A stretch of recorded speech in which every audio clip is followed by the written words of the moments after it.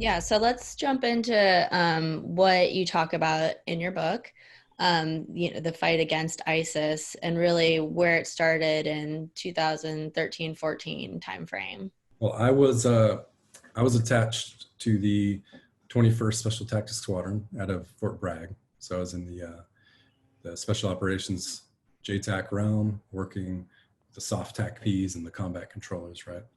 And we were doing 2013 timeframe. We were doing regular rotations back and forth, primarily to Afghanistan, because Iraq had effectively shut down for us. And then into 2014, we're getting ready for another rotation cycle, our unit was. And we started hearing about this entity called ISIS. We started getting intelligence briefs. But we really, most of us didn't think it was going to turn into anything that we would be involved in. It seemed like just we're being kept up to speed on something developing. Mm. And then suddenly, we were a couple weeks out from deploying to that Afghanistan rotation, and we get a call from our unit. I remember I got a call from our ops chief, and he said, "Hey, come in tomorrow for a briefing. Your mission's totally changed. We'll let you know." Come in. So when we went in, we got a briefing on what's going down with this new group called ISIS that really we had no idea about, other than the few briefings we had heard before, and that we were going in to protect Baghdad. So we were part of my unit, the handful of JTACs that was picked from the 2-1 STS, was part of a 300-man special ops task force that Obama authorized to go in and essentially at first safeguard Baghdad from ISIS and safeguard the US Embassy there. At the same time that this Special Operations Task Force was being put in, the Army as a whole, or the Central Command as a whole, named a commander for the Iraq theater, as we were putting in troops now in Iraq for the first time since 2011, right? Mm.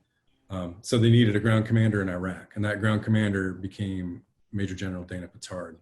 And they chose him for a lot of reasons to be what's called the JFLCI, Joint Forces Land Component Commander Iraq. So he was overall— rolls off the tongue. Yeah, JFLCI is just what we call it. So he was overall over the theater, and now we had a Special Operations Task Force set in to do some advising and assisting with the Iraqis to assess the situation, secure Baghdad. And how we ended up meeting was around August, finally, when the Obama administration started authorizing airstrikes against ISIS, primarily following the now famed Sinjar massacre, right, which kicked off an initial set of airstrikes against ISIS, and then we kind of expounded from there once the administration back home kind of caught up to what we knew was going on the ground, which was ISIS is prolific. The Iraqis are not fighting back against themselves, and they need help. So once that floodgate was kind of turned on by the administration, Obama authorized an airstrike campaign against ISIS, but he didn't want boots on the ground, in the sense that he didn't want us doing offensive ground operations as US teams against ISIS. So we created these cells that we aptly nicknamed strike cells to do remote airstrikes in support of our forward Iraqi and Kurdish forces against ISIS. And Dana Petard was the lead on establishing those strike cells. He ended up setting up one right near our task force, the Baghdad airport, that we ended up naming the Baghdad strike cell. And he pulled in me and my JTACs under the task force to be the JTACs within that cell. I was the lead enlisted JTAC in the Special Ops Task Force in Baghdad at the time. And so I became the tactical lead for the JTACs in that strike cell. And we just went to town over the next couple months against ISIS in the central and west. So how often are you actually conducting a strike at that time? Gosh, it varied for the first couple of weeks of the campaign, especially in the north. with some JTACs that we sent up there, some other guys from another task force as well. I mean, they were constantly either controlling a strike or coordinating for the next one over days at a time. You were very busy. Yes, when we first started campaigns in the Baghdad region, for example, though, we spent a good, week or so before we had the first airstrike against ISIS, because they were so embedded. We were starting these, we had Iraqi forces pushing out in the southwest and southeast Baghdad area, these kind of urban to suburban areas where ISIS was very embedded. And it took us actually about a week or so before we started getting some valid targets coming out, because ISIS was so embedded and hiding and had become really adept at masking their movements and their gunfire, that we just couldn't identify them to strike them.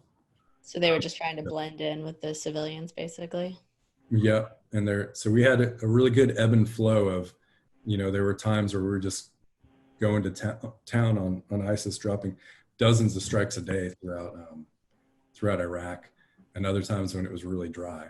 Did you start to see, success? We did immediately. I mean, from the time the first strikes went off in early August in the Sinjar range, we arguably, though it was too late, for many reasons, the Obama administration did not want to start combat operations in Iraq. It took them a while to come around.